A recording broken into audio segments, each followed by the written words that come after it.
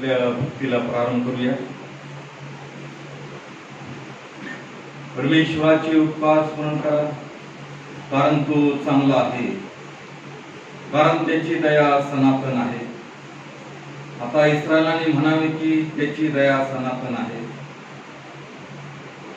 परमेश्वराचे भय धरणाऱ्यांनी म्हणावे की त्याची दया सनातन आहे. अडचणीत असताना मी परमेश्वराचा धावा केला, तो ऐकून परमेश्वराने मला प्रशस्त स्थळी नेले. परमेश्वर माझ्या पक्षाचा आहे, मी भिणार नाही. मनुष्य माझे काय करणार? परमेश्वराचे उपकार स्मरण करा. प्रार्थना करूया. परमेश्वरा दयाघना, आम्ही तुझ्या अत्यंत आभार मानतो, तुझी उपकार स्तुती करतो. तू केलेल्या दयेबद्दल, चांगुलपणाबद्दल, करुणेबद्दल आम्ही मनोभावे तुझे आभार मानतो, तुझी उपकार स्तुती करतो. लीन नम्र होऊन तुला आम्ही साष्टांग दंडवत घालतो, कारण तूच आमचा प्रेमळ पिता आहेस, तूच आमचा निर्माण करता आहेस, तूच आमचा रक्षण करता आहे. अखिल सृष्टीचा तू निर्माण करता आहे आणि त्या संपूर्ण निर्मितीवर तुझं नियंत्रण आहे. ईश्वर, तुझी दया कृपा आम्हा मर्त्य मानवावर विपुल आहे. तुझं नाव घेण्याची शक्ती, बुद्धी आणि तुझं प्रगटीकरण आम्हाला तू करतोस की तूच एक मात्र जिवंत देव आहेस. म्हणून आम्ही तुझे आभार मानतो. तुझे उपकार स्मरण करणं हे सदैव चांगलं आहे. त्याद्वारे तुझं आणि आमचं नातं संबंध सदैव दृढ असतं. म्हणून प्रत्येक तुझ्या विश्वासाऱ्या भक्तांनी तू समर्थ व्हावं आणि तुझी आराधना, तुझी भक्ती, तुझी उपासना आत्म्याच्या प्रेरणेने करावं, की त्या आमच्या सुभक्तीचा परिणाम आमच्या जीवनात निश्चितपणे दिसून येईल. आमच्या जीवनातलं सर्व भय, सर्व काळजी, चिंता निघून तुझ्या शांतीने, तुझ्या सामर्थ्याने आमचं जीवन भरत. हा आशीर्वाद, हा विश्वास आम्हा प्रत्येक लेकराला होते. येथे जमलेल्या प्रत्येक तुझ्या दासावर तुझी कृपा दृष्टी असू दे. गुरुदेव, आपण अजयभरामध्ये जितपुढे अशा प्रार्थना, उपासना, आराधना चालू असतील त्या सर्व तुझ्या पवित्र नामात आशीर्वादित कर. त्या ठिकाणी जरी आम्ही रिक्त आलेलो आहोत तरी येणाऱ्या सत्कामध्ये तुझी विशेष कृपा आम्हा प्रत्येकाला होऊ दे. तुझ्या पवित्र आत्म्याच्या सामर्थ्याने आम्हा प्रत्येकाला तू स्पर्शित कर. आमच्या जीवनावर तुझं नियंत्रण असू दे आणि आम्हा प्रत्येकाच्या जीवनाद्वारे, कृतीद्वारे, बोलण्याद्वारे, आचरणाद्वारे केवळ तुझंच आणि तुझंच गौरव घडू दे. हाच आत्मा आम्हा प्रत्येक लेकराला होते. आम्ही दुर्बळ मानव आहोत. आमच्या हातून कळत नकळत घडलेल्या सर्व अपराधांची आम्हाला क्षमा कर. प्रार्थना ऐकली म्हणून आम्ही तुझे आभार मानतो. तारणारा उद्धार प्रवेश ख्रिस्त त्याच्या गोड आणि प्रेरणावाद मागतो म्हणता ईश्वरा. आमेन. परमेश्वराच्या गौरवात आपण गीत गाऊया आणि उपासना संगीतामधून गीत क्रमांक 474 हे गाऊया. अहो स्तुती गा, अहो स्तुती गा, देवाची दयावना आम्हाला तो सांभाळितो.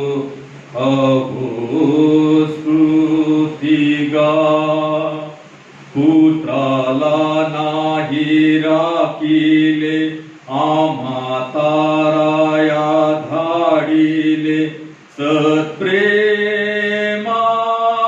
दाविले. अहो स्तुती गा, अहो वंदना, ख्रिस्ताची प्रीती वर्णा, पाप्यांना तो उद्धारितो. वंदा येशूना, तो वधस्तंभी मारिला, पाप्यांचा दंड भरिला, उद्धार साधिला. वंदा येशूना, अहो पापिया, पवित्र आत्मा मनाला तो सुधारितो अहो पापिया ईश्वर कृपा दाखवी येशू प्रेमाने बोलावी सदात्मा सुचवी अहो पापिया अहो सर्वया करा देवाची भक्ती तो सत्यवान व प्रीतिवान अहो सर्वया आयुष्य वेगे गुजरे न्यायाचा काल पोहचे तो पापी घाबरे अहो सर्वया. आपण उभे असताना ख्रिस्तांचा मंत्रांचा म्हणूया. सर्व समर्थ देव पिता आकाश पृथ्वी यांचा उत्पन्न करणारा आणि ख्रिस्ताचा एकुलता एक पुत्र आमचा प्रभू जो पवित्र आत्म्याच्या योगाने गर्भरूप झाला कुमारी मरियाईस पासून जन्मला ज्याने पंत पिलाताच्या वेळेस दुःख भोगिले ज्याला वधस्तंभी दिले जो मरण पावला व ज्याला पुरिले तिसऱ्या दिवशी मेलेल्यामधून पुन्हा उठला स्वर्गात चढला आणि सर्वशक्तिमान देव पिता याच्या उजवीकडे बसला आहे. तेथून जीवितांचा मेलेल्यांचा न्याय करावयास जो येणार आहे त्याविषयी मी विश्वास धरितो. पवित्र आत्मा पवित्र सार्वत्रिक मंडळी पवित्रांची सहभागिता पापांची क्षमा देहाचे पुनरुत्थान आणि सनातन जीवन याविषयी मी विश्वास धरितो. आमेन. नेमलेला जो शास्त्र भाग आहे 27वा रविवार आपण ऐकूया.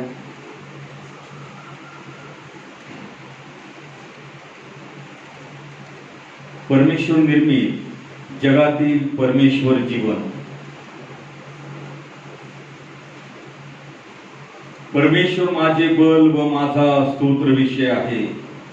तो माझा उद्धारक झाला आहे. उत्सवाचा व तारणाचा शब्द धार्मिकांच्या वस्तीत आहे. परमेश्वराचा उजवा हात पराक्रम करीतो. परमेश्वराचा उजवा हात उभारलेला आहे.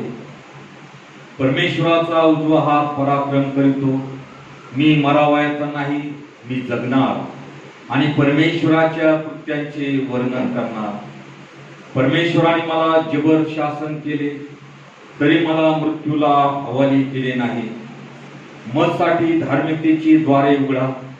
मी त्यातून प्रवेश करून परमेश्वराचे उपकार स्मरण करेन. हे परमेश्वराचे द्वार आहे. यातून धार्मिक जन प्रवेश करत. तू माझे ऐकले आहे. तू माझा तारक झाला आहेस. यास्तव मी तुझे उपकार स्मरण करतो.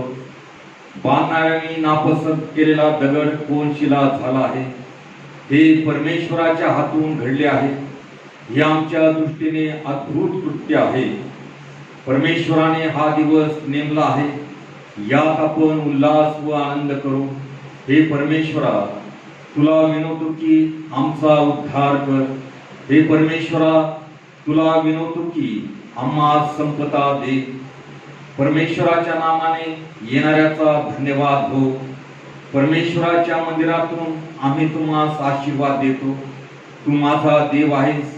मी तुझे उपकार स्मरण करेन. हे माझ्या देवा मी तुझी थोरवी गाईन. देवा पूर्वातील ही सर्व क्षण आम्हा करता आशीर्वादाची करो. त्याप्रमाणे आजच्या मनासाठी जो शास्त्र घेतलेला आहे यवान शुभवर्तमान त्याचा 11वा अध्याय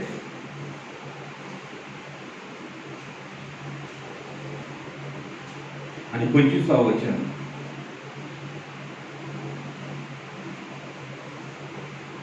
येशूने तिला म्हटले, पुनरुत्थान व जीवन मीच आहे. जो माझ्यावर विश्वास ठेवतो तो मेला असला तरी जगेल. हे देवाचं वचन आहे.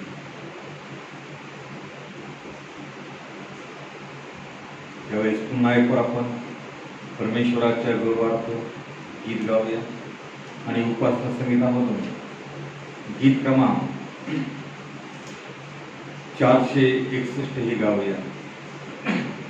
कशाला आता मोह पापे कशाला, कशाला आता मोह पापे कशाला, कशाला आता क्लेश चिंता कशाला, पुढे माझी या मार्ग मी अन्य पाहे, शरीरे तुझे रक्त खेळून राहे, जगाए उदे घेऊनी वागुराना, बघू दे जगाच्या प्रमता गुराना,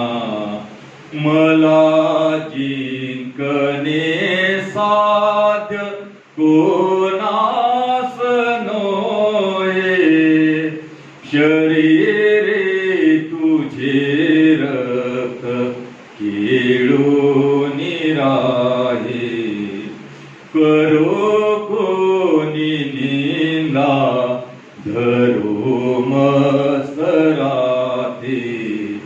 न माझे यशाशी कशाचेच नाते, तुझ्या वाचुनी शून्य सारे मलाए, शरीरे तुझे रक्त खेळून राहे, वधस्तंभ मी घेतला स्कंद देशी, खिळून तया घेतले आपणाशी, पुन्हा उठला ख्रिस्त तुम्हीच आहे, शरीरे तुझे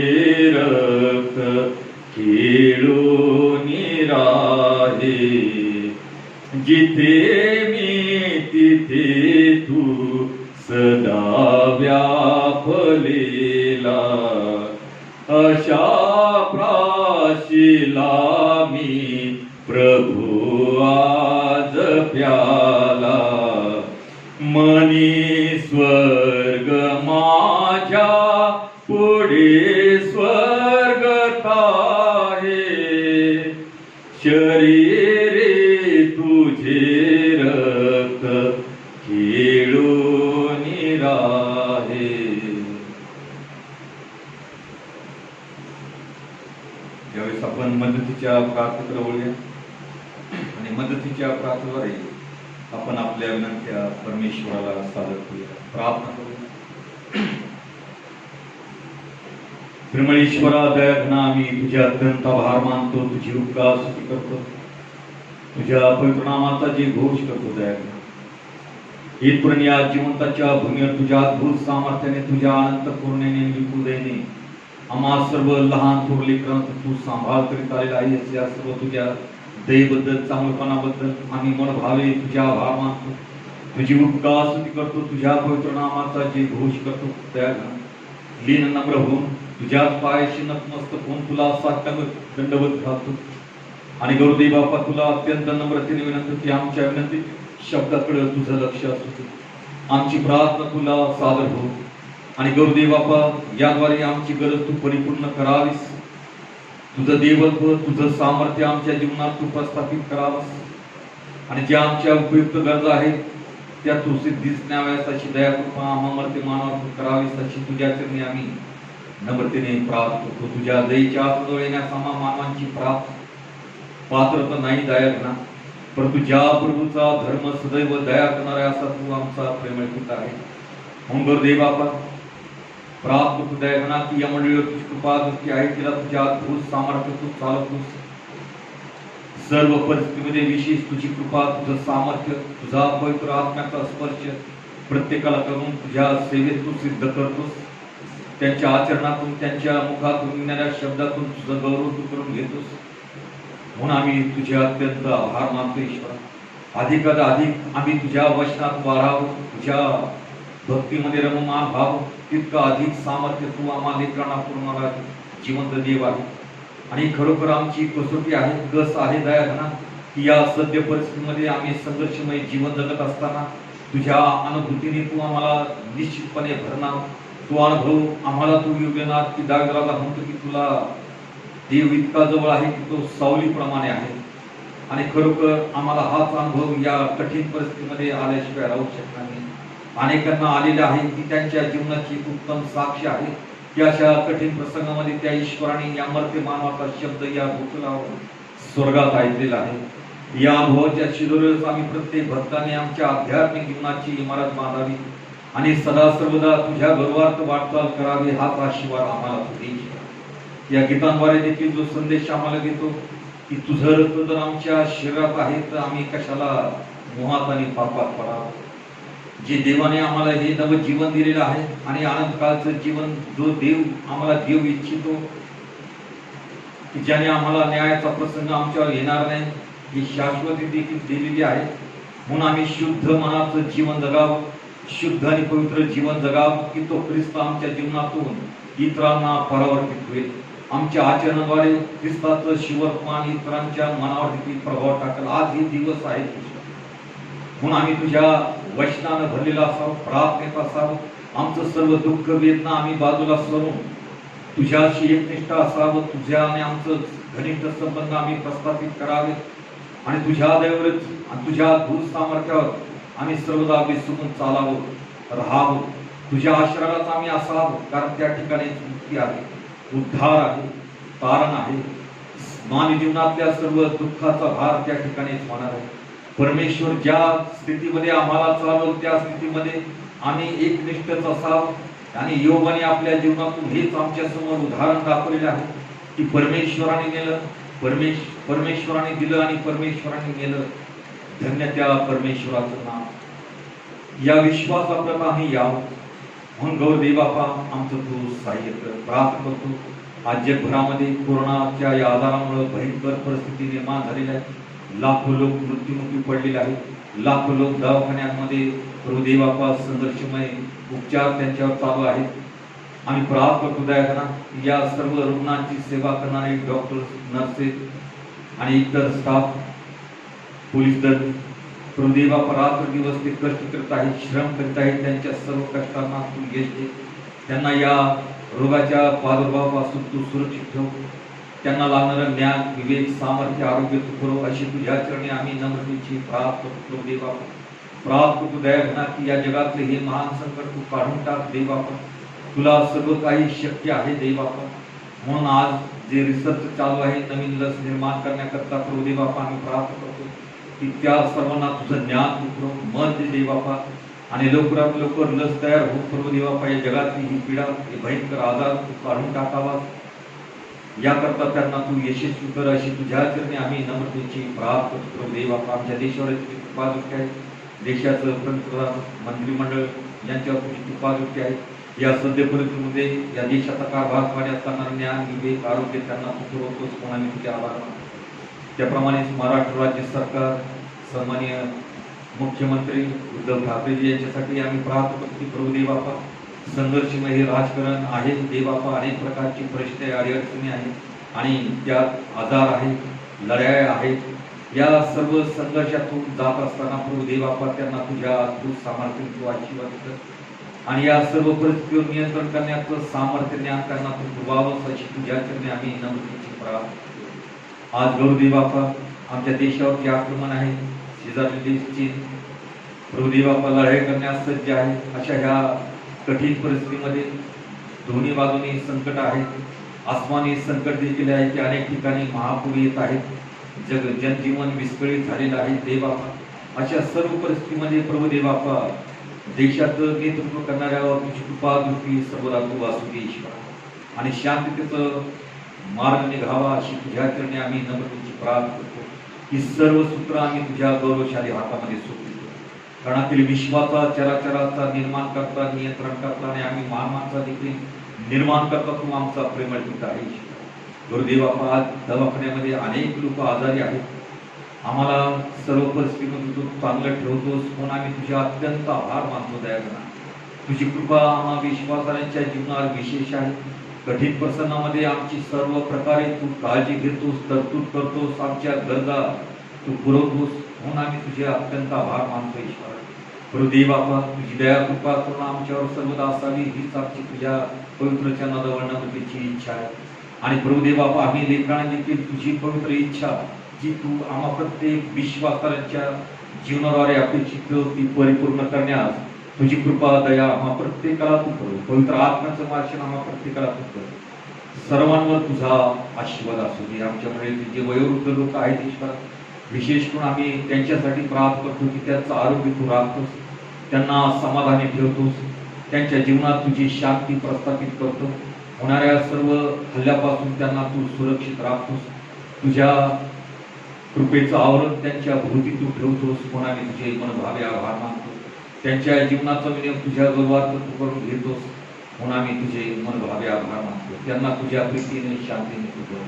गुरुदेव बाप्पा प्रार्थना ऐकली म्हणून आम्ही तुझे आभार मानतो, तुझी उपकास्तुती करतो, तुझ्या पवित्र नामाचा जय घोष करतो.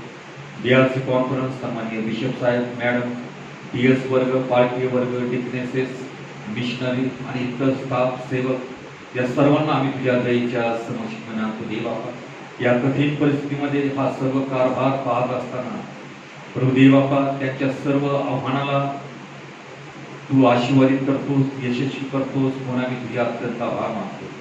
आणि या सर्व परिस्थितीमध्ये हा कारभार पाहण्यास लागणारं ज्ञान, लागणारं आरोग्य सर्वांना तू दे ही तुझ्या चरणी आम्ही नम्रतेची प्रार्थना करतो. प्रभुदेव बाप्पा जे दुःखित परिवार आहे, विवेक राठोड तुझे दास तुला प्रिय झालेले आहेत, तुझ्याकडे विसावा पावलेले आहेत, परंतु त्यांच्या जाण्यामुळे त्यांच्या घरामध्ये जी महान पोकळी निर्माण झालेली आहे, त्यांची लेकरं, त्यांची प्रिय पत्नी, त्यांचं सांत्वन तू केलेलं आहेस, त्यांना तुझ्या अद्भुत सामर्थ्यात तू उभारत आहेस म्हणून आम्ही तुझ्या अत्यंत आभार मानतो. या कुटुंबाला आम्ही तुझ्या गौरवशाली हातामध्ये सोडतो. काही चुकलं असेल तर आम्हाला तू क्षमा कर. आम्ही दुर्बळ मानव अशक्त आहोत. आमच्या हातून कळत नकळत घडलेल्या सर्व अपराधांची पापाची आम्हाला तुझ्या दयेने कृपेने क्षमा कर. त्याप्रमाणे आम्ही प्रार्थना करतो आमच्या मंडळीतील जे लेकरं परदेशामध्ये आहेत, विविध ठिकाणी कार्यरत आहेत, देशामध्ये देखील आहेत, अशा कठीण परिस्थितीमध्ये आपली सेवा करीत असताना आम्ही प्रार्थना करतो प्रभुदेव बाप्पा त्यांचं जाणीन आशीर्वादाचं कर आणि सर्व वाईटापासून सर्वदा त्यांचं रक्षण कर. तुझा वरदहस्त त्यांच्या जीवनावर सर्वदा असू दे. लागणारं ज्ञान, आरोग्य आणि संरक्षण आणि तुझी कृपा त्यांना विकृतीने करू. जे परदेशामध्ये आहेत त्यांच्यावर तुझी कृपा दृष्टी आहे. ते जरी आम्हापासून दूर आहेत तरी तू अगदी त्यांच्या जवळ आहेस.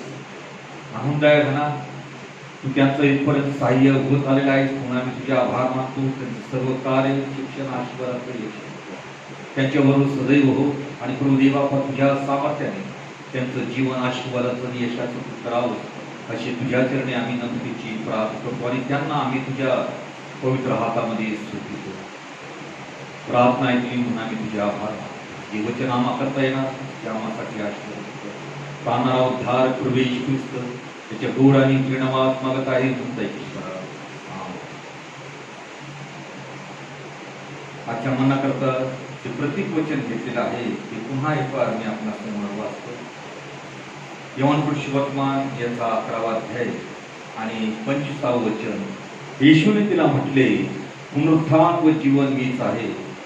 जो माझ्या विश्वास ठेवितो तो मेला असला तरी जगेल. प्रार्थना करू. प्रेमळेश्वरा दयाघना आम्ही तुझ्या अत्यंत आभार मानतो. जीवनदायी वचनाद्वारे तू आमच्या जीवनाशी बोलतोस. आम्हाला मार्गदर्शन करतो, आम्हाला सतर्क करतो. यामागं तुझं आम्हावर किती प्रेम आहे याची जाणीव आम्हाला होते की आम्हा कोणाचा नाश होऊ नये म्हणून या जीवनदायी वचनाद्वारे आमच्या जीवनाशी बोलतो. म्हणून आम्ही तुझे आभार मानतो. वचन सांगण्यास समजण्यास तुझा आत्मा आम्हाला तू देशील आणि या वचनाचा विनियोग आमच्या दैनंदिन जीवनाकरता आणि आमच्या आध्यात्मिक जीवनाकरता सदैव मार्गदर्शनाचा ठेवू.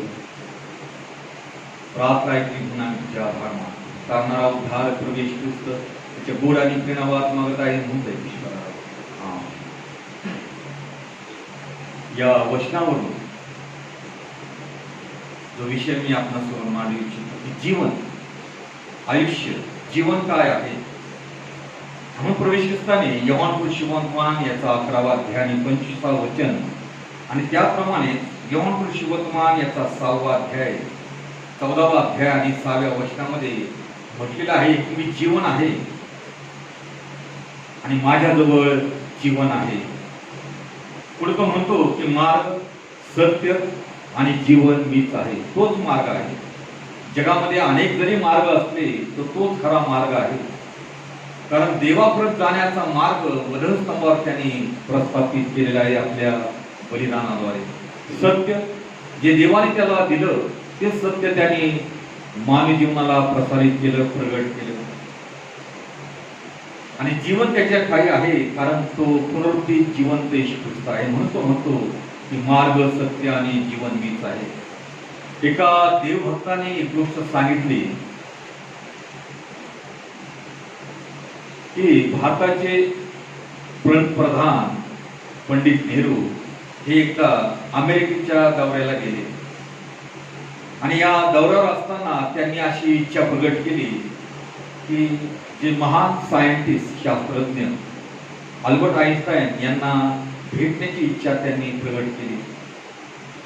आणि अशा रीतीने अल्बर्ट आइन्स्टाईन यांच्याशी पंडित नेहरू यांची भेटण्याची जी इच्छा होती ती परिपूर्ण करण्यात आली. कारण त्या काळातल्या जगातील ही सर्वात महान बुद्धिमान व्यक्ती होती की जिनं अणुबॉम्बचा शोध लावला, तिच्या अणुबॉम्बचा उपयोग मानवाच्या कल्याणार्थ व्हावा ही त्यांची इच्छा होती. परंतु जपान जे 2 शहरं नागासाकी यांच्यावर तो बॉम्ब टाकण्यात आला आणि किती भयंकर आहे. इतका हा बुद्धिमान व्यक्ती त्या काळातील. आणि नेहरू ज्यावेळेस त्यांना भेटले त्यावेळेस त्यांची चर्चा झाली, राजकारणावर चर्चा झाली, प्रवास इत्यादी गोष्टीबद्दल चर्चा झाली. तेव्हा पंडित नेहरूंनी अल्बर्ट आइन्स्टाईन यांना विचारलं की मी ज्यासाठी तुमच्याकडे आलो प्रश्न घेऊन, तो प्रश्न असा आहे काय आपण जीवनाचा अर्थ शोधला काय? पंडित नेहरूंनी अल्बर्ट आइन्स्टाईन यांना विचारलं काय आपण जीवनाचा अर्थ शोधला काय? आणि आइन्स्टाईन यांनी देखील नम्रतेने म्हटलं की मला जीवनाचा अर्थ मिळाला नाही. शब्दकोशामध्ये जर आम्ही जीवनाची परिभाषा पाहिली तर त्यामध्ये आत्मा आणि शरीर यांचं संयोग किंवा एकता आहे आणि मानवाकरिता हे सत्य देखील आहे. जिवंत राहण्याची स्थिती हे सत्य आहे, परंतु बहुत करून अस्पष्ट देखील आहे. जीवन आम्ही पाहतो रूपांमध्ये, झाडांमध्ये किंवा पशु यांची संपत्ती आहे ज्यात वाढ आहे, अन्न आहे, श्वास घेणं आहे आणि पुनरुत्पादन देखील आहे, निश्चित आहे. वास्तविक हे आहे जीवनाची परिभाषा करणं फार कठीण आहे. वास्तविक हे आहे की जीवनाची परिभाषा करणं फार कठीण आहे. परंतु योगाचा ग्रंथ जर आम्ही वाचला तर योग 1 आणि 21 या वर्षामध्ये तो म्हणाला मी मातेच्या उदरातून नग्न आलो आणि तसा जेथून नग्न आलो तेथे परत जावायचं आहे. परमेश्वराने दिले आणि परमेश्वराने नेले, धन्य परमेश्वराचे नाम. जीवन हे परमेश्वराकडून एक अमूर्त भेट आहे. आम्ही पाहू शकत नाही, स्पर्श करू शकत नाही, जीवन एक अभौतिक नश्वर वस्तू आहे, ही आज आहे उद्या नसणार. जीवनाचं जर मूळ स्थान आम्ही शोधण्याचा प्रयत्न केला तर आम्हाला प्रश्न पडतो, आम्हाला जीवन कुठून मिळालं? आमच्या आई वडिलांपासून. त्यांना कुठून मिळालं? शेवटी मानव हा एडेन बागेत व मानवाच्या रचनेवर पोहोचतो. उत्पत्ती याचा 2रा अध्याय आणि 7व्या वचनामध्ये तो संदर्भ मिळतो की मग परमेश्वर देवाने जमिनीतील मातीच्या मनुष्य घडीला व त्याच्या नाकपुड्यात जीवनाचा श्वास फुंकिला, तेव्हा मनुष्य जीवधारी प्राणी झाला. समस्त जीवन देवाकडून येते. 1 योहान याचा 5वा अध्याय आणि 20व्या वचनामध्ये म्हटलेलं आहे की आपल्याला ठाऊक आहे की देवाचा पुत्र आला आहे आणि जो सत्य आहे त्याला ओळखण्याची बुद्धी त्याने आपल्याला दिली आहे. जो सत्य आहे त्याच्या ठाई म्हणजे त्याचा पुत्र येशू ख्रिस्त याच्या ठाई आपण आहोत. हाच खरा देव आणि सार्वकालिक जीवन आहे. म्हणून जीवन हे सर्वशक्तिमान परमेश्वराची एक विशेषता आहे, त्याचा एक महान सद्गुण आहे आणि त्याचा यथार्थ स्वभाव देखील आहे. जीवनाचे प्रकार पवित्र शास्त्रातून 3 प्रकारच्या जीवनाचा संदर्भ आम्हाला प्राप्त होतो. पवित्र शास्त्रामध्ये 3 प्रकारचे जीवन दर्शविले गेलेले आहे. की पहिलं जे आहे ते शारीरिक जीवन, की जे त्याला सृष्टी निर्मितीच्या वेळी दिलं गेलं. आत्मिक जीवन हे नवजीवन आहे जे परमेश्वर विश्वासाऱ्यांना येशू ख्रिस्तात देतो. पत्र याचा 2रा अध्याय यामध्ये संत पौल म्हणतो 1ल्या वचनामध्ये, तुम्ही आपले अपराध व आपली पापे यामुळे मृत झालेले होता, ज्याने तुम्हाला मला जिवंत केले. नवजीवन परमेश्वराकडून एक भेट आहे. तो म्हणत आहे की तुम्ही आपले अपराध व आपली पापे यामुळे मृत झालेला होता, त्याने तुम्हाला आणि मला जिवंत केले, नवजीवन दिलेले आहे. नवजीवन परमेश्वराकडून एक भेट आहे आणि जी व्यक्ती आपल्या पापाबद्दल पश्चाताप करते अशा पश्चाताप करणाऱ्यांना ते दिलं जातं. आणि तिसरं जीवन जे आहे अनंतकाल सार्वकालिक जीवन. सार्वकालिक जीवन परमेश्वराची महान विशेषता आहे आणि तो त्याचा स्वभाव देखील आहे. आणि जीवनाची दीर्घता किंवा आम्ही म्हणतो की आयुष्यमान भव. जीवनाची दीर्घता जी आहे, उत्पत्ती याचा 5वा अध्याय, जलप्रलयापूर्वी मानवाचं आयुष्य 900 वर्षाच्या पुढे होतं. परंतु जलप्रलयानंतर आयुमर्यादा ही घटली गेली, ती 390 पर्यंत आली. आणि मोशेच्या काळात स्तोत्र संहिता याचा 90वा अध्याय 90 आणि 10वं वचन जर आम्ही पाहिलं तर त्यामध्ये आम्हाला हा संदर्भ मिळतो की 70 ते 80 पर्यंत आयुमर्यादा आहे. तरी त्याचा डामडौल केवळ कष्टमय व दुःखमय आहे, कारण ते लवकर सरते आणि आम्ही निघून जातो. स्तोत्र 89 आणि 47 वचनामध्ये म्हटलेले आहे की माझे आयुष्य किती अल्प आहे याची आठवण कर. तू सर्व मानवजाती निर्माण केली ती व्यर्थच काय. आणि योग देखील म्हणतो 14वा अध्याय आणि 1ल्या वचनामध्ये की स्त्रीपासून जन्मलेला मानव प्राणी अल्पायू व क्लेश भरीत असतो. याकोब आपल्या पत्रामध्ये म्हणतो 4था अध्याय आणि 13 ते 15 वचनामध्ये, अहो जे तुम्ही म्हणता आपण आज उद्या अमुक एका शहरी जाऊ, तेथे 1 वर्ष घालू आणि व्यापाराने कमाई करू, त्या तुम्हाला उद्याचे समजत नाही. तुमचे आयुष्य काय, तुमचे आयुष्य ते काय. तुम्ही वाप आहात ती थोडा वेळ दिसते आणि मग दिसेनाची होते. जीवन हे निर्धारित समयाकरता मर्यादित आहे. म्हणून योग 7वा अध्याय आणि 1ल्या वचनामध्ये म्हणतो की या जगात मनुष्याला कष्ट करण्याची मुदत ठेवली आहे ना. एखाद्या मजुराप्रमाणे त्याला दिवस कंठावे लागतात ना. म्हणून परमेश्वराने स्वइच्छेने मानवी जीवन निर्धारित केलेलं आहे.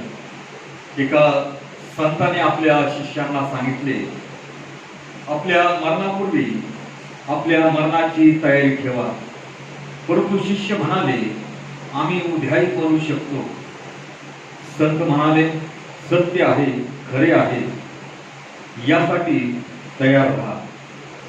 जीवनाची तुलना जर आम्ही केली तर जीवन हे एक प्रवास आहे. उत्पत्तीचा ग्रंथ याचा 47वा अध्याय आणि 9व्या वचनामध्ये याकोब हा 130 वर्षाचा असताना तो फारो राजासमोर उभा आहे आणि फारो राजा त्याला विचारत आहे की तुझं आयुष्यमान किती आहे. तेव्हा याकोबाने म्हटलं की मी परदेशी होऊन जीवन व्यतीत केलेलं आहे. माझं वय 130 वर्षाचं आहे, परंतु त्याचं डामडोल केवळ दुःखमय आणि कष्टमय देखील आहे. जीवनाचा हा प्रवास पृथ्वीहून शेवटापर्यंत अनंतापर्यंत आहे, हे पालन केल्याने पार होतं. आम्ही प्रत्येक जण प्रवास करीत आहोत.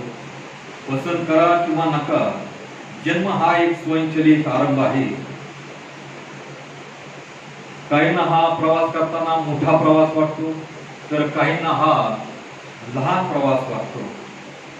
जीवन हे एक स्वप्नवत आहे. स्तोत्रसंहिता 73वा अध्याय आणि 20व्या वचनामध्ये स्तोत्रकर्ता म्हणतो, जागा झालेल्या मनुष्याला जसे स्वप्न निरर्थक वाटते, तसे हे प्रभू तू सज्ज होतास त्याचे ते स्वरूप तुच्छ मानशील. स्वप्न किती मोठं असतं. स्वप्न काही क्षणापर्यंत असतं. त्या स्वप्नाला आम्ही परत आणू शकत नाही. जीवन लहान आहे, सीमित आहे, मर्यादित आहे, वेगवान आहे, क्षणभंगूर आहे. जीवन हे छायेप्रमाणे, सावलीप्रमाणे आहे. उपदेशक याचा 6वा अध्याय आणि 12व्या वचनामध्ये उपदेशक म्हणतो, मनुष्य आपल्या निरर्थक व आयुष्याचे छायारूप दिवस घालवितो, त्यात त्याला काय लाभ होतो हे कोणास ठाऊक. मनुष्याच्या पश्चात भूतलावर काय होईल हे त्याला कोणाच्याने सांगेल. सावली किंवा छाया वास्तविक वस्तूचे एक घृणित प्रतिबिंब असतं. एखाद्याच्या सावलीला पाहून आपण ओळखू शकतो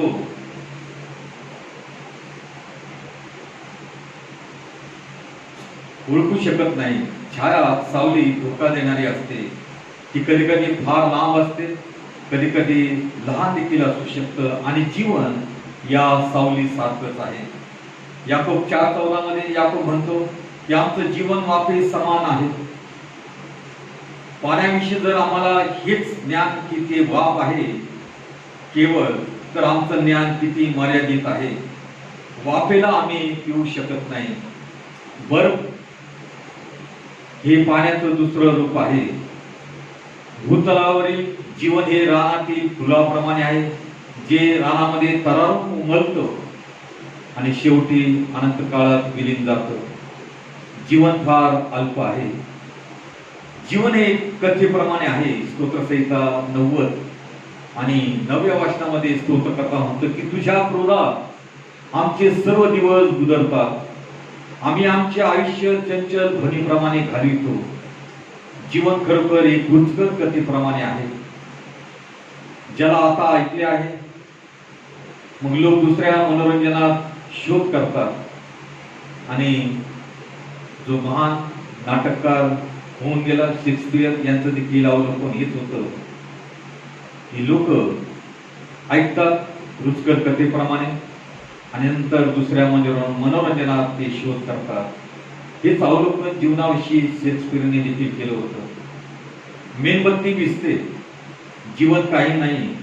चालता बोलता ती एक छाया, सावली आहे. जीवन मंचावर एका नायकाप्रमाणे जो आखडून चालतो व रागावतो, परंतु नंतर दिसत नाही. जीवन एक कहाणी आहे जी मूर्तीद्वारे सांगितली जाते व त्यात भरपूर ध्वनी असतो, आवेश असतो, परंतु त्यातून काहीच अर्थ नसतो. जीवन पाहण्याप्रमाणे आहे, जे भूमीवर पडते. दुसरे शमूएल आणि भूमी त्याचं शोषण करते. दुसरे शमूएलाचा 14वा अध्याय आणि 14व्या वचनामध्ये म्हटलेलं आहे की आपणा सर्वांस मरणे आहे. आपण भूमीवर सांडलेल्या पाण्याप्रमाणे आहोत, ते पुन्हा भरून घेता येत नाही. देव प्राणहरण करीत नसतो, तर घालून दिलेला इसम आपल्यापासून कायमचा घालून दिला जाऊ नये अशी योजना करीत असतो. जीवन एक फुला समान आहे.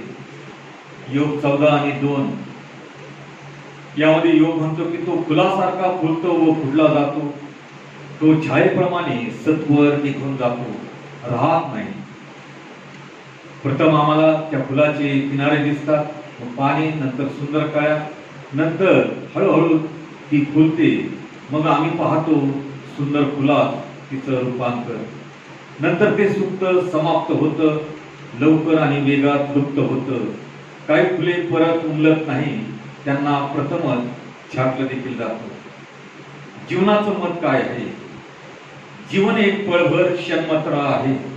अनंत कालाची तयारी करावी लागते.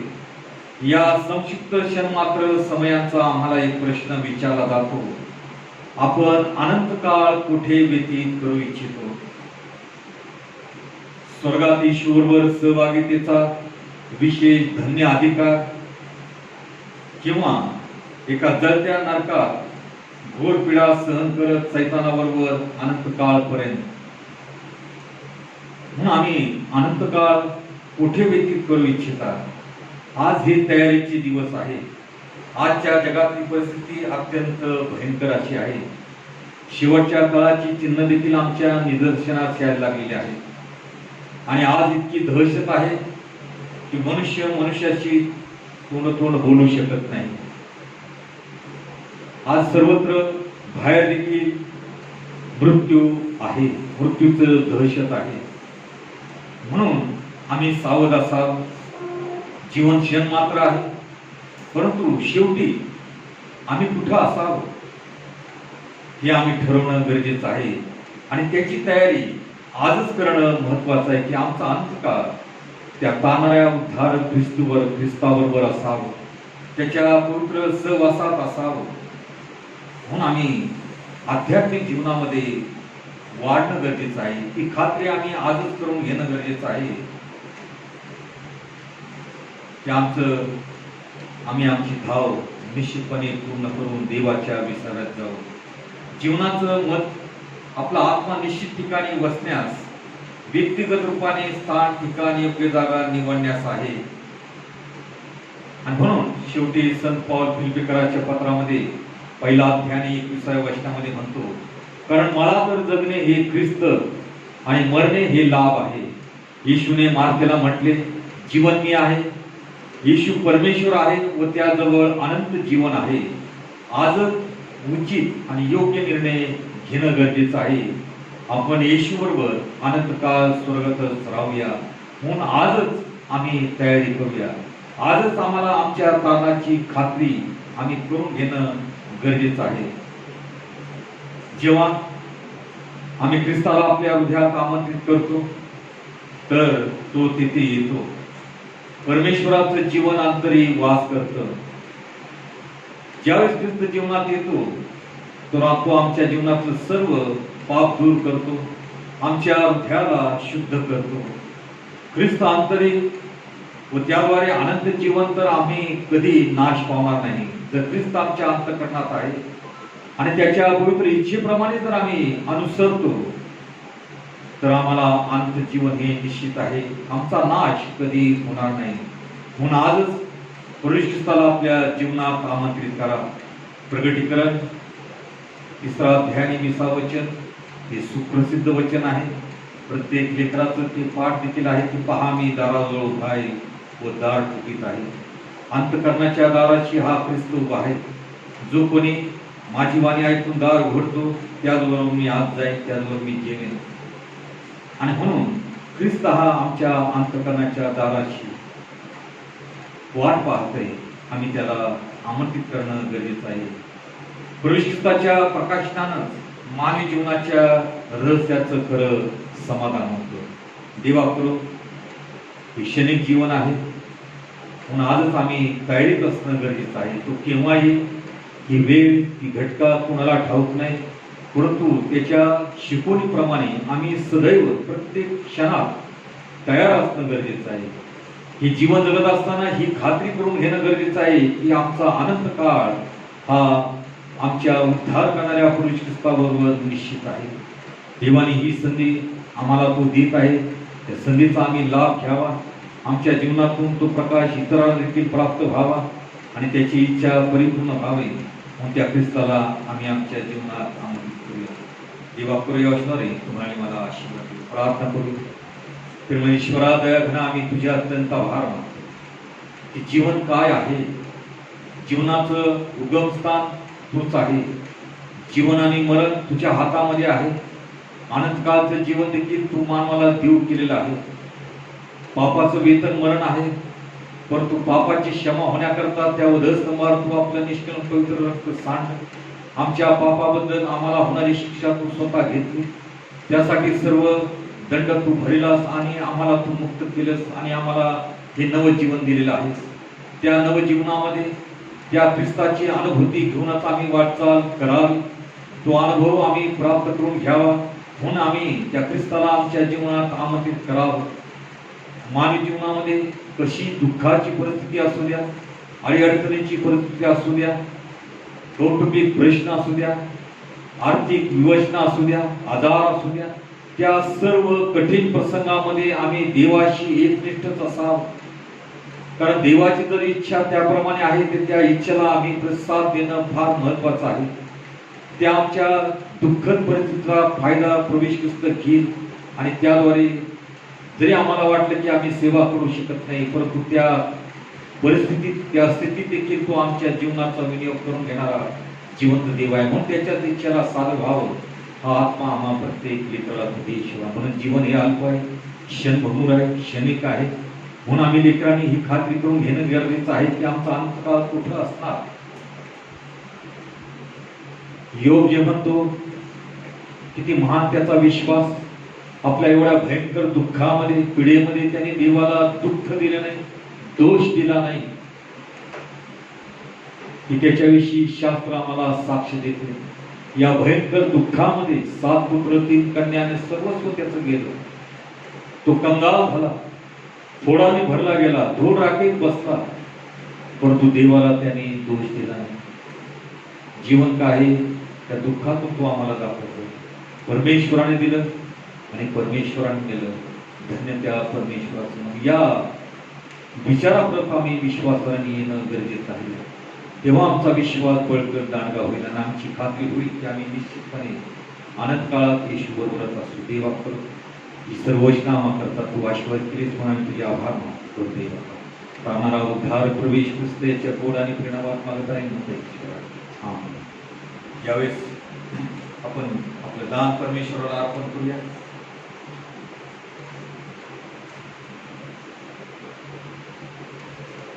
उपासना संगीतामधून गीत क्रमांक 506 याचं पहिलं आणि शेवटचं चरण गात असताना आपण आपलं दान परमेश्वर गीत गाऊया आणि परमेश्वराला तन मन धन प्रभु तव चरणी. तन मन धन प्रभु तव चरणी. सकल तुझे तोची दिलेसी अघटित तव करणी. तन मन धन प्रभु तव करणी. माझे घेते मीच मिळविले. माझे घेते मीच मिळविले. समजत से अभिमाने पूर्वी. समजत से अभिमाने पूर्वी. आता खेद मनी. तन मन धन प्रभु तव चरणी. वाट करे पण जीवन मम तो. वाट करे पण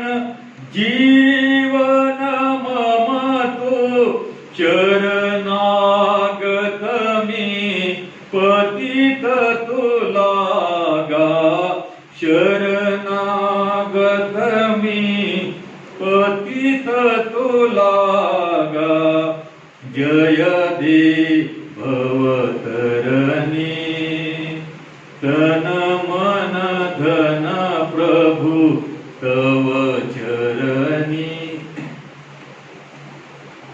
यावेळेस मी विनंती करतो ज्यांचे डबे राहिलेले आहेत त्यांनी कृपया द्यावं। ज्या सर्वांनी दिले त्या सर्वांचे मी मनभावे आभार मानतो आणि आमचं जे आपलं दान आहे ते दान आपण एका वेगळ्या ठिकाणी जमा करावं सर्वांना मी विनंती करते। यावेळेस आपण दानावर आश्रय मानतो। परमेश्वरा दयाघन आम्ही तुझे अत्यंत आभार मानतो। सर्व काही तुझंच आहे ईश्वर। जीवन नवजीवन अनंतकाळचं जीवन तूच आम्हाला देऊ करतोस दिलेलं आहेस आणि ते प्राप्त करण्याचाच आम्ही सर्वदा प्रयत्नशील असावं। ती खात्री आमच्या जीवनात निश्चितपणे आम्ही करून घ्यावी की आमचा अनंतकाळ हा ख्रिस्ताच्या पवित्र सहभागितेमध्ये निश्चितपणे असणार। आमचं या भूतलावरील जे जीवन आहे ते तुझ्या अद्भुत सामर्थ्याने तू आशीर्वादाचं सफळ संपन्न करतोस। आमच्या भौतिक आणि आत्मिक गरजा यांचे आशीर्वाद आम्हाला तू विपुलतेने पुरवतोस म्हणून आम्ही तुझे मनभावे आभार मानतो। तू दिलेल्या प्रेमातून तुझ्या भांडारात जे अर्पण केलेलं आहे त्या दानावर तुझा आशीर्वाद असतो आणि या दानाचा विनियोग तुझ्या विरोध राज्याच्या सेवेसाठी करू। मागणी आणि कल्पना यापेक्षा देणारा तूच आहेस। हे दान तू आशीर्वाद केलंस म्हणून आम्ही तुझ्या आभार मानतो। तुझी उपकार प्रार्थना ऐकली म्हणून आम्ही तुझे आभार मानतो। तारणारा उद्धार प्रवेश ख्रिस्त त्याच्या गोड आणि प्रेमात मागत आहे म्हणता ईश्वरा आमेन। आपण प्रभूने शिकवलेली प्रार्थना म्हणूया। हे आमच्या स्वर्गातील पित्या तुझे नाम पवित्र मानले जाव। तुझे राज्य जसे स्वर्गात तसे पृथ्वीवर तुझ्या इच्छेप्रमाणे हो। आमची रोजची भाकर आज आम्हास दे आणि जसे आम्ही आमच्या ऋण्यास ऋण सोडिले आहे तशी तू आमची ऋणे आम्हास सोड आणि आम्हास परीक्षेत आणू नकोस तर आम्हास वाईटापासून सोडव कारण की राज्य सामर्थ्याने गौरव ही सर्व काळ तुझीच आहे आमेन। आशीर्वाद मागा। परमेश्वराची शांती जी सर्व बुद्धीच्या पलीकडे आहे ती तुमच्या अंतःकरणास व मनास परमेश्वराच्या व त्याचा पुत्र येशू ख्रिस्त आपला प्रभू याच्या ज्ञानात व प्रीतीत राहतो आणि सर्वसमर्थ परमेश्वर पिता पुत्र आणि पवित्र आत्मा यांचा आशीर्वाद तुम्हाला असो आणि सर्वदा तुम्हासह राहो आमेन। सुवंद्य देवा